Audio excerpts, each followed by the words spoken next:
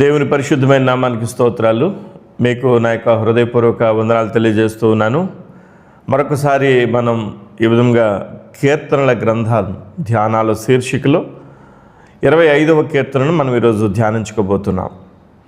24 కీర్తనలు ధ్యానం చేయడానికి ప్రభు ఇచ్చినటువంటి అవకాశాన్ని బట్టి ప్రభువుని మహింపరుస్తూ ఉన్నాను. 25వ కీర్తన 22 వచనాలు కలిగి ఉంది. ఈ కీర్తన దావీదు రాసినటువంటి కీర్తన. 25వ కీర్తనలో ఉన్న 22 వచనాలను వచనం వెంబడి వచనం మనం ధ్యానం చేసుకుందాం. 25వ కీర్తన మొదటి వచనం, యెహోవా నీ దిక్కునకు చూచి నా ఆత్మను ఎత్తుకొనుచున్నాను. యెహోవా నీ దిక్కునకు చూచి నా ఆత్మను ఎత్తుకొనుచున్నాను. దావీదుకి ఉన్నటువంటి ఒక గొప్ప లక్షణం ఏంటంటే దేవుని దిక్కునకు చూసేటువంటి అలవాటు. వాస్తవానికి మానవుడు ఈ లోకంలో ఎవరో ఒకరిని ఆసరా చేసుకుని, ఎవరో ఒకరిని దిక్కుగా చేసుకుని, వారిని బట్టి కాస్తంత బలాన్ని, ఆనందాన్ని కలిగి ఉండడానికి ప్రయత్నం చేస్తాడు. కానీ భక్తుడైనటువంటి దావీదు దేవుడైనటువంటి యెహోవాను దిక్కుగా చేసుకుని ఉన్నటువంటి వ్యక్తి. మన జీవితాల్లో మన దిక్కు దేవుడై ఉన్నప్పుడు మనము జీవితంలో ఆశీర్వదించబడగలుగుతాం. 25వ కీర్తనలో 2వ వచనం చదువుతున్నాను. నా దేవా, నీ యందు నమ్మిక ఉంచి ఉన్నాను, నన్ను సిగ్గుపడనీయకము, నా శత్రువులను నన్ను గూర్చి ఉత్సాహింపనీయకము. దేవుణ్ణి ప్రాధేయపడుతూ ప్రార్థన చేస్తున్నటువంటి ప్రార్థనలో ఒక స్నేహితునితో మాట్లాడుతున్నట్లుగా మాట్లాడుతున్నాడు దావీదు. నన్ను సిగ్గుపడనీయకము, నా శత్రువులను నన్ను గూర్చి ఉత్సాహింపనీయకము. వాస్తవానికి సిగ్గు, అవమానం అనేది ఏ మనిషి భరించలేడు. ఏ మనిషి ఎదుర్కొన్నా కానీ ఆ మనిషికి అది కష్టంగానే ఉంటుంది. భక్తుడైనటువంటి దావీదు అంటున్నాడు, నన్ను సిగ్గుపడనీయకము. ఈ లోకంలో సిగ్గుపడనీయకుండా ఉండగలిగించేది మన దేవుడైనటువంటి యెహోవా. శత్రువులను నన్ను గూర్చి ఉత్సాహింపనీయకము. నిజమే, మనం అవమానం పాలయ్యామనుకోండి, మనం పడిపోయామనుకోండి, మనం చితికిపోయామనుకోండి, మనం వాడిపోయామనుకోండి, మన బ్రతుకుల్లో మనం కష్టాలు పాలయ్యామనుకోండి, కన్నీటి లోయల్లో ఉన్నామనుకోండి, ఎవరు సంతోషిస్తారు? మన శత్రువు సంతోషిస్తాడు.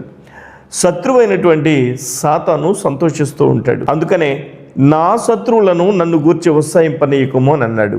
3వ వచనం, నీ కొరకు కనిపెట్టి వారిలో ఎవడునూ సిగ్గునందడు, హేతువు లేకుండానే ద్రోహం చేయువారు సిగ్గునందుదురు. నీ కొరకు కనిపెట్టి వారిలో ఎవడునూ సిగ్గునందడు. నిజమే, దేవుని కొరకు కనిపెడుతున్నటువంటి మనం ఎందుకని సిగ్గుపడతాం? మన దేవుడు మనల్ని సిగ్గుపడనీయడు కదా. హేతువు లేకుండానే ద్రోహం చేయువారు సిగ్గునందుదురు. ఎవరు సిగ్గునందుతారు? హేతువు లేకుండా ద్రోహం చేస్తారు. చూసారా? ద్రోహం చేయడమే వారి జీవితం యొక్క లక్ష్యంగా పెట్టుకుంటారు. చూసారా? అలాంటి వారు ఏదో ఒక దినాన్న సిగ్గు నందుతారు, అవమానం నందుతారు. 4వ వచనం చదువుతున్నాను. యెహోవా నీ మార్గములను నాకు తెలియజేయము, నీ త్రోవలను నాకు తేటపరచుము. దేవుడైనటువంటి యెహోవా యొక్క మార్గములు ఎలా ఉంటాయి, ఏ విధంగా దేవుడు మనల్ని నడిపిస్తాడు అనేది ప్రభు అయినటువంటి దేవుణ్ణి దావీదు అడుగుతున్నాడు. నీ మార్గములు నాకు తెలియజేయము, నీ త్రోవలను నాకు తేటపరచుము. దేవుడు మార్గమై ఉన్నాడు. ఆయన ప్రభు అయినటువంటి యేసుక్రీస్తుగా ఈ లోకానికి వచ్చిన తరువాత యేసయ్య అన్నటువంటి మాట లేదా స్టేట్మెంట్ ఏంటంటే, ఐ యామ్ ద వే, నేనే మార్గమై ఉన్నాను అని. నీ మార్గములను నాకు తెలియజేయము, నీ త్రోవలను నాకు తేటపరచుము. దేవుని వాక్యం చదివితే, దేవుని వాక్యాన్ని ధ్యానిస్తే, దేవుని వాక్యాన్ని దేవుని మందిరంలో కానీ మన యొక్క గృహంలో కానీ మనము ధ్యానం చేస్తూ ఉంటే దేవుని యొక్క మార్గము మనకు, ఆయన యొక్క త్రోవ తెలియపరచబడుతూ ఉంటుంది. 5వ వచనం, నన్ను నీ సత్యమును అనుసరింపజేసి నాకు ఉపదేశము చేయము. నీవే నా రక్షణకర్తవైన దేవుడవు, దినమెల్లా నీ కొరకు కనిపెట్టుచున్నాను. నన్ను నీ సత్యమును అనుసరింపజేసి నాకు ఉపదేశము చేయము. సత్యమును అనుసరించడం అంటే ఏంటి? మార్గములో నడవడం అంటే ఏంటి? మార్గమయ్యున్న యేసయ్యలో నడవడం. సత్యము అంటే యేసయ్య ఒకసారి మాట్లాడుతూ అన్నాడు, నేనే జీవము, నేనే మార్గము, నేనే సత్యము అని అన్నాడు. యేసయ్యే సత్యము అని అంటే truth, he is the truth.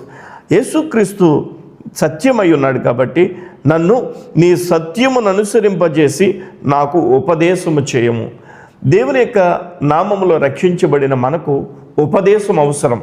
ఉపదేశానుసారంగా మనం జీవించాలి. ఉపదేశం అనేది దేవుని మందిరంలో దొరుకుతోంది. దేవుని యొక్క సేవకుని ద్వారా విశ్వాసులైనటువంటి వారికి, ఆల్రెడీ రక్షించబడినటువంటి వారికి దేవుని యొక్క వాక్యము చేత బలపరుస్తాడే దేవుని యొక్క సేవకుడు, అది ఉపదేశము. అందుకనే భక్తుడు అంటాడు, నన్ను నీ సత్యమును అనుసరింపజేసి నాకు ఉపదేశము చేయము, నీవే నా రక్షణకర్తవైన దేవుడవు అని అంటాడు. దినమెల్లా నీ కొరకు కనిపెట్టుచున్నాను అని అంటాడు. నిజమే, వాస్తవానికి దేవుని యొక్క వాక్యము కొరకు కనిపెట్టేవారు ఎంతమంది, దేవుని యొక్క మాట కొరకు కనిపెట్టేవారు ఎంతమంది? నీ జీవితంలో నీవు దేవుని వాక్యం కొరకు కనిపెట్టావా? అసలు నువ్వు దేవుని మందిరానికి వెళ్తున్నది ఏ పర్పస్తో వెళ్తున్నావు? దేవుని యొక్క మాట వినాలని వెళ్తున్నావా, లేదంటే మరేదైనా ఉపకారం కోరి నీవు మరేదైనా ఆలోచనతో వెళ్తున్నావా? దేవుని మందిరానికి వెళ్తున్నప్పుడు దేవునితో మనము సంభాషించాలి, అంటే మనము ప్రార్థన చేయాలి, మనము మాట్లాడాలి, ఆయన మాటను మనం వినాలి. అంటే దేవుని యొక్క వాక్యాన్ని, ఆయన ఉపదేశాన్ని మనం వినాలి. 6వ వచనం చదువుతున్నాను, 25వ కీర్తన. యెహోవా, నీ కరుణాతిశయములను జ్ఞాపకము చేసుకునము, నీ కృపాతిశయములను జ్ఞాపకం చేసుకునము, అవి పూర్వము నుండి ఉన్నవే కదా. దావీదుకి జ్ఞాపకం ఉన్నాయి దేవుని యొక్క కరుణాతిశయములు, దావీదుకి జ్ఞాపకం ఉన్నాయి దేవుని యొక్క కృపాతిశయములు. దేవుని యొక్క కరుణాతిశయములు, దేవుని యొక్క కృపాతిశయములు దావీదుకి జ్ఞాపకం ఉంచుకుని దేవునికి ప్రార్థన చేస్తున్నాడు. ప్రభా, అవి నువ్వు జ్ఞాపకం చేసుకో అని అంటాడు. ఆయన జ్ఞాపకం చేసుకుంటూనే ఉంటాడు. ఎందుకంటే నీ కరుణాతిశయము, నీ కృపాతిశయము పూర్వము నుండి ఉన్నవే కదా అని అంటాడు భక్తుడైనటువంటి దావీదు. నిజమే, దేవుడు అనాది కాలం నుండి కరుణ, కృప కలిగినటువంటి వాడు. ఆయన యొక్క కరుణ, ఆయన యొక్క కృప వలనే ఈరోజు మనం ప్రభు అయినటువంటి దేవునిలో ఉన్నాం, విశ్వాసంలో ఉన్నాం, ఆయనను వెంబడిస్తూ ఉన్నాం. 25వ కీర్తన 7వ వచనం. నా బాల్య పాపములను, నా అతిక్రమములను జ్ఞాపకము చేసుకొనకుము. యెహోవా, నీ కృపను బట్టి నీ దయ చొప్పున నన్ను జ్ఞాపకములో ఉంచుకునుము. దేవుడు ఏది జ్ఞాపకం ఉంచుకోవాలో, ఏది జ్ఞాపకం ఉంచుకోవద్దో దావీదు ప్రార్థన చేస్తున్నాను. చాలా చక్కగా చేస్తున్నటువంటి ప్రార్థన. దేవుడు దావీదు యొక్క పాపాలని జ్ఞాపకం చేసుకుంటే, దావీదు యొక్క దోషాన్ని జ్ఞాపకం చేసుకుంటే దావీదుని దేవుడు మరిచిపోతాడేమో అనే భయం దావీదులో ఉంది. కానీ దేవుని యొక్క కృపాతిశయము, దేవుని యొక్క కరుణాతిశయములో దేవుడు జ్ఞాపకం చేసుకుంటే దావీదుని రక్షించేటువంటి అవకాశం ఉందని, ప్రభా నన్ను బట్టి కాదు, నీ కరుణాతిశయము, నీ కృపాతిశయము చొప్పున నన్ను రక్షించు అన్నట్లుగా దావీదు ప్రార్థన చేస్తూ ఉన్నాడు. ఈ లోకంలో చాలామంది విశ్వాసులైనటువంటి వారు, భక్తులైనటువంటి వారు వారి యొక్క నీతి క్రియలను బట్టి దేవుడు చేస్తున్నాడని, వారి యొక్క ప్రార్థనలు బట్టి దేవుడు కార్యాలు చేస్తున్నాడని, వారి యొక్క పరిశుద్ధతను బట్టి దేవుడు మేలు చేస్తున్నాడని అపోహపడుతూ ఉంటారు. అది అన్నిటికీ కాదు. దేవుని యొక్క కృప, దేవుని యొక్క కరుణ, దేవుని యొక్క కృపాతిశయమును బట్టి ఆయన మనకి సహాయం చేస్తూ వస్తున్నాడు. 8వ వచనం. యెహోవా ఉత్తముడును యథార్థవంతుడునై ఉన్నాడు, కావున తన మార్గమును గూర్చి ఆయన పాపులకు ఉపదేశించును. యెహోవా ఉత్తముడును యథార్థవంతుడునై ఉన్నాడు. ఉత్తముడు ఆయన. ఎలాంటి ఉత్తముడు అంటే పాపులకు రక్షణ ఇచ్చి వారికి ఉపదేశమును అనుగ్రహించేటువంటి దేవుడు. అంత ఉత్తముడు.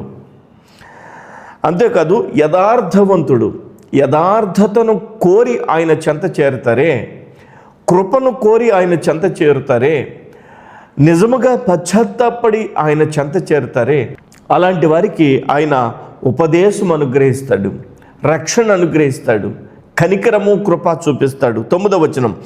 న్యాయ విధులను బట్టి ఆయన దీనులను నడిపించును, తన మార్గములను దీనులకు నేర్పును. న్యాయ విధులను బట్టి ఆయన దీనులను నడిపించును. దేవుని దగ్గరికి వెళ్ళేసరికి దీనత్వాన్ని కలిగి ఉండాలి. నువ్వెంత గొప్ప ఆఫీసర్ అయినా కావచ్చు, నువ్వెంత గొప్ప రాజకీయ నాయకుడివైనా కావచ్చు, నువ్వెంత గొప్ప అధికారివైనా కావచ్చు, ఆస్తిపరుడివైనా కావచ్చు, అందచందాలు కలిగిన వాడివైనా కావచ్చు, పేరు ప్రతిష్టలు కలిగిన వాడివైనా కావచ్చు, దేవుని సన్నిధికి వచ్చినప్పుడు నీవు దీనుడు అయిపోవాలి. నీవు దీనుడు అయినప్పుడు న్యాయ విధులను బట్టి ఆయన దీనులను నడిపించును, తన మార్గములను దీనులకు నేర్పును. తన మార్గములను దీనులకు నేర్పును. మనం ఏ మార్గంలో నడవాలో, ఏ త్రోవలో నడవాలో మార్గమయ్యున్న యేసయ్య మనకు బయలుపరచబడతాడు వాక్యం ద్వారా. ఎప్పుడు? దీనత్వాన్ని కలిగి ఉన్నప్పుడు. 10వ వచనం, ఆయన చేసిన నిబంధనను, ఆయన నియమించిన శాసనములను గైకుని వారి విషయములో యెహోవా త్రోవలన్నీ కృపా సత్యములై ఉన్నవి. ఆయన చేసిన నిబంధనను, ఆయన నియమించిన శాసనములను గైకుని వారి విషయంలో. ఆయన చేసిన నిబంధన ఏంటి? పాత నిబంధన, క్రొత్త నిబంధన, 2 నిబంధనలు మనం బైబిల్ గ్రంథంలో చూస్తాం. పాత నిబంధన మోషే ధర్మశాస్త్రము, క్రొత్త నిబంధన ప్రభువైనటువంటి యేసుక్రీస్తు యొక్క రక్తము ద్వారా, ఆయన యొక్క విమోచన ద్వారా మనము పొందినటువంటి ఆ యొక్క నిబంధన. ఆ నిబంధనలో మనకు ఇచ్చినటువంటి శాసనములు మోషే ధర్మశాస్త్ర గ్రంథాన్ని మరింత విపులంగా అర్థమయ్యేటట్లుగా మనము మన దేవుణ్ణి ప్రేమించాలి, మన సహోదరులను ప్రేమించాలి. ఇది దేవుడిచ్చినటువంటి ఆజ్ఞ. అప్పుడు యెహోవా త్రోవలన్నీ కృపాసత్యములై ఉన్నవి. కృపాసత్యములై ఉన్నవి. కృప కలిగినటువంటి యేసయ్య, సత్యమై ఉన్న యేసయ్య మన జీవితాల్లో మనకి గొప్ప ఆత్మ రక్షణ అనుగ్రహిస్తాడు. 11వ వచనం చదువుతున్నాను, 25వ కీర్తన. యెహోవా, నా పాపము బహుఘోరమైనది, నీ నామమును బట్టి దానిని క్షమింపుము. అందుకనే భక్తుడైనటువంటి దావీదు ముందుగానే ప్రార్థన చేస్తున్నాడు 7వ వచనంలో, నా బాల్య పాపములను, నా అతిక్రమములను జ్ఞాపకము చేసుకొనకము అనని ఇక్కడ అంటాడు. యెహోవా, నా పాపము బహుఘోరమైనది, నీ నామమును బట్టి దానిని క్షమింపము. మన పాపము ఘోరమైనది. నిజమే, నీ జీవితంలో నీవు చేసినటువంటి దోషము, పాపము, చిన్ననాటి నుండి నీ బ్రతుకులో, మన బ్రతుకుల్లో మనం చేసినటువంటి దోషము జ్ఞాపకం చేసుకున్నప్పుడు దేవుని ఎదుట దీనత్వంతో పరిశుద్ధపరిచేటువంటి యేసుక్రీస్తు ప్రభువారి ముందు పశ్చాత్తాపడేటువంటి మనసు కలుగుద్ది. అందుకనే తన పాపము తాను గుర్తించాడు.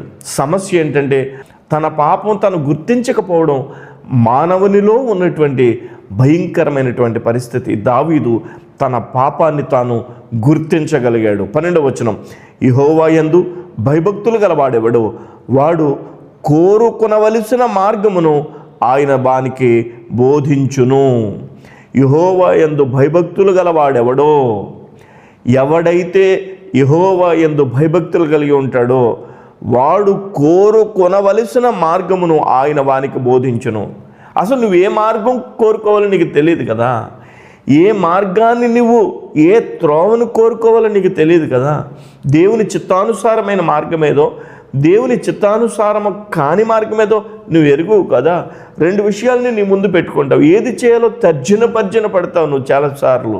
అయితే భక్తుడైనటువంటి దావీదు 25వ కీర్తనలో చెప్తూ ఉన్నాడు ఏమనంటే, యెహోవా యందు భయభక్తులు గలవాడెవడో వాడు కోరుకొనవలసిన మార్గమును ఆయన వానికి బోధించును. అసలు మనం ఏ మార్గం కోరుకోవాలో, ఏం చెయ్యాలో మనకు బోధించేది మన దేవుడైనటువంటి యెహోవా. 13వ వచనం, అతని ప్రాణము నెమ్మదిగా నుండును, అతని సంతానము భూమిని స్వతంత్రించుకొనును. ఎవడైతే యెహోవా యందు భయభక్తులు కలిగి ఉంటాడో అతని ప్రాణము నెమ్మదిగా ఉంటుంది. వాస్తవానికి ఈ లోకంలో జీవించినంతకాలం మనకి ఒత్తిడి, టెన్షన్స్ ఇవి తప్పవు, అవునా? కానీ అలాంటి సమస్యల్లో కూడా ఒక తెలియని అనుభవం పరిశుద్ధ ఆత్మ ద్వారా, దేవుని యొక్క వాక్యం ద్వారా, దేవుని యొక్క సన్నిధి ద్వారా మనం పొందుకోగలుగుతాం. అందుకని అంటాడు, అతని ప్రాణము నెమ్మదిగా ఉండును. ఎవరి ప్రాణం? ఎవడైతే యెహోవా యందు భయభక్తులు కలిగి ఉంటాడో వాడి ప్రాణం నెమ్మదిగా ఉండును, అతని సంతానము భూమిని స్వతంత్రించుకొనును. 14వ వచనం, యెహోవా మర్మము ఆయన యందు భయభక్తులు గల వారికి తెలియసి ఉన్నది, ఆయన తన నిబంధనను వారికి తెలియజేయును. యెహోవా మర్మము ఆయన యందు భయభక్తులు గల వారికి తెలిసి ఉన్నది, ఆయన తన నిబంధనను వారికి తెలియజేయును. త్రోవేంటో తెలియజేస్తాడు, మనం నడవలసినటువంటి త్రోవేంటో తెలియజేస్తాడు, మనం కోరుకోవలసినటువంటి త్రోవేంటో మార్గమేంటో తెలియజేస్తాడు. అంతేకాదు మనకి మర్మము తెలియజేస్తాడు, ఉపదేశం ఇస్తాడు, మర్మము తెలియజేస్తాడంట. ఆయన తన నిబంధనను వారికి తెలియచేయను. దేవుని యొక్క నిబంధన మనకి తెలియజేస్తాడు. 15వ వచనం, నా కను దృష్టి ఎల్లప్పుడూ యెహోవా వైపునకే తిరిగి ఉన్నది, ఆయన నా పాదములను వలలో నుండి విడిపించును. వలలో ఉన్నాడు, ఇప్పుడు వలలో చిక్కుబడ్డాడు. ఒక పక్షి వల వేయబడిన తర్వాత చెక్కబడితే అది విడిపించబడడం అసాధ్యం. కానీ సాతాను వేసినటువంటి వల నుండి మనల్ని విడిపించడానికి ప్రభు అయినటువంటి దేవునికి సాధ్యము. అందుకని అంటాడు, నా కను దృష్టి ఎల్లప్పుడూ యెహోవా వైపునకే తిరిగి ఉన్నది. నీ కను దృష్టి ఎటువైపు ఉన్నది? మన కను దృష్టి ఎవరి వైపు ఉన్నది? చాచినటువంటి చేతుల వైపు. ఎవరో ఏదో చాస్తే సాష్టాంగపడి వారికి ప్రణమిల్లేటువంటి పరిస్థితి మనకు ఉండకుండా సర్వశక్తి కలిగినటువంటి దేవునికి మనము సాష్టాంగపడేటువంటి, ఆయన వైపు చూసేటువంటి, ఆయననే దిక్కుగా చేసుకునేటువంటి అనుభవంలోనికి రావాలి. అందుకనే నా కనుదృష్టి ఎల్లప్పుడూ యెహోవా వైపునికే తిరిగి ఉన్నది, ఆయన నా పాదములను వలలో నుండి విడిపించును అని అంటాడు. 16వ వచనం, నేను ఏకాకిని బాధపడువాడను, నా వైపు తిరిగి నన్ను కరుణింపుము. నేను ఏకాకిని అంటాడు. అంటే కాస్తంత ఎమోషన్ అవుతున్నాడు దావీదు అక్కడికి వచ్చేసరికి. నేను ఒంటరివాడనని అంటున్నాడు. తనతో ప్రజలంతా ఉండుండొచ్చు, తనతో తన యొక్క కుటుంబం అంతా ఉండుండొచ్చు, తనతో తన రాజ్యంలో ఉండేటువంటి ప్రజలంతా ఉండుండొచ్చు. కానీ తను ఏకాకి, తను ఒంటరివాడు అనేటువంటి అనుభవం, ఆ ఫీలింగ్లో ఉన్నాడు. కాబట్టి నేను ఏకాకిని బాధపడువాడను, నా వైపు తిరిగి నన్ను కరుణింపుమని దేవునికి మొర్ర పెట్టుకుంటూ ఉన్నాడు. 17వ వచనం, నీవు నీ జీవితంలో, నీ కుటుంబంలో కానీ, నీ బంధువులలో కానీ, నీ యొక్క స్నేహితుల మధ్యలో కానీ అందరూ ఉన్న ఏకాకిగా ఉన్న ఫీలింగ్లో ఉంటే దేవుడు బాధపడు వారిని, ఏకాకిని తన జీవితంలో ఏకాకిని దేవుని యొక్క సహాయము కోరుకుంటే ఆయన నమ్మదగినటువంటి వాడు. ఆయన వారి వైపు తిరిగి సహాయము చేయగలిగినటువంటి దేవుడై ఉన్నాడు. 17వ వచనం, నా హృదయ వేదనలు అతి విస్తారములో, ఇక్కట్టుల్లో నుండి నన్ను విడిపింపుము. హృదయ వేదనలు అతి విస్తారమైనవట. అంతేకాదు ఇక్కట్టుల్లో నుండి నన్ను విడిపింపుము. ఆ కష్టాలు, ఆ శోధనల నుంచి విడిపించు అని అంటాడు దావీదు. నేను ఒంటరివాడిగా ఫీల్ అవుతున్నాను, ఏకాకిగా ఫీల్ అవుతున్నాను, నా హృదయ వేదనలు అతి విస్తారంగా ఉన్నాయి, ఇక్కట్లో నుంచి నన్ను విడిపించు. 18వ వచనం, నా బాధను నా వేదనను కనుగొనుము, నా పాపములన్నిటినీ క్షమింపుము. బాధ వేదన గుర్తొచ్చినప్పుడు తన పాపము వలన అవి కలిగినాయని దావీదు గుర్తించి పాపమును గుర్తు చేసుకుంటున్నాడు. నా పాపములన్నిటినీ క్షమింపుము అని దేవునికి మొరపెడుతూ ఉన్నాడు. 19వ వచనం, నా శత్రువులను చూడుము, వారు అనేకులు, క్రూర ద్వేషముతో వారు నన్ను ద్వేషించుచున్నారు. శత్రువులు క్రూరులయ్యి క్రూర ద్వేషముతో ద్వేషిస్తున్నారట. వారు అనేక మంది ఉన్నారట. తాను ఏకాకిగా ఉన్నాడట. అందుకనే దేవుడు ఏకాకిగా ఉన్న దావీదు పక్షంగా ఉండి పశ్చాత్తాపడి క్షమించమని అడిగినటువంటి దావీదు పక్షంగా ఉండి దేవుడు సహాయం చేశాడు. దేవుడు విజయాన్ని ఇచ్చాడు. దావీదు పక్షంగా నిలబడ్డాడు. దావీదు వంశములోనే ప్రభు అయినటువంటి యేసుక్రీస్తు వారి లోకానికి వచ్చాడు. 20వ వచనం, నేను నీ శరణు జొచ్చి ఉన్నాను, నన్ను సిగ్గుపడనీయకము, నా ప్రాణమును కాపాడము, నన్ను రక్షింపము. నీ శరణు జొచ్చి ఉన్నాను. ప్రభు అయినటువంటి దేవుని శరణు జొచ్చినటువంటి వాడు ఎన్నటికి సిగ్గుపడాడు. మనుషుల్ని నమ్ముకుంటే సిగ్గుపడిపోతాం, స్నేహితుల్ని నమ్ముకుంటే సిగ్గుపడిపోతాం. వాళ్ళు మనకి అన్ని విషయాలలో, అన్ని సందర్భాలలో మనకి సహాయం చేయలేరు. సహాయం చేద్దామన్నా వారికి అవకాశం ఉండదు. ఒకవేళ చేసిన ఆదివారం అట్టు పెట్టాను, బుధవారం బూరి పెట్టాను అని ఎన్ని దెప్పుతారో. కాబట్టి మనుష్యుల సహాయం నిశ్చయంగా వ్యర్థం. దేవుని యొక్క సహాయమే మనకు ఆదరణ కలిగిస్తుంది. నేను నీ శరణు జొచ్చి ఉన్నాను, నన్ను సిగ్గుపడనీయకము, నా ప్రాణమును కాపాడుము, నన్ను రక్షింపుము. 21వ వచనం, నీ కొరకు నేను కనిపెట్టుకునుచున్నాను. 21వ వచనం, నీ కొరకు నేను కనిపెట్టుచున్నాను, యథార్థతయు నిర్దోషత్వమును నన్ను సంరక్షించునుగాక. నేను కనిపెడుతున్నాను ప్రభు నీ కోసం, యథార్థత నిర్దోషత్వము నన్ను సంరక్షించును. మనసు కుదిట పడినట్లుగా అనిపిస్తుంది. తన యొక్క దోషాలు క్షమించబడినవి అన్న ఫీలింగ్లోనికి దావీదు వచ్చినట్లుగా ఈ మాట మనకు కనిపిస్తోంది. నీ కొరకు నేను కనిపెడుతున్నాను, యథార్థత నిర్దోషత్వము నన్ను సంరక్షించునుగాక అని అంటాడు. యథార్థత ఎప్పుడు కూడా దేవుని సన్నిధిలో నెమ్మదిస్తుంది, నిర్దోషత్వం ఎప్పుడు కూడా దేవుని సన్నిధిలో నెమ్మదిస్తుంది. కాబట్టి 22వ వచనం మనం చదువుకుందాం. దేవా వారి బాధలలో నుండి ఇజ్రాయేలీయులను విమోచింపుము. తాను విమోచించబడ్డాడు, తాను నెమ్మది కలిగి ఉన్నాడు. తాను దేవుని యందు అలాంటి నెమ్మది కలిగిన అనుభవంలోనికి వచ్చాక తన ప్రజలందరి కొరకు ప్రార్థన చేస్తున్నాడు. దేవా వారి బాధలలో నుండి ఇజ్రాయేలీయులను విమోచింపుము. నువ్వు రక్షించబడ్డావు, నువ్వు ప్రభువులు విమోచించబడ్డావు. మరి నీ వారు రక్షించబడ్డానికి ప్రార్థన ఎప్పుడైనా చేసావా? కన్నీరు ఎప్పుడైనా కార్చావా?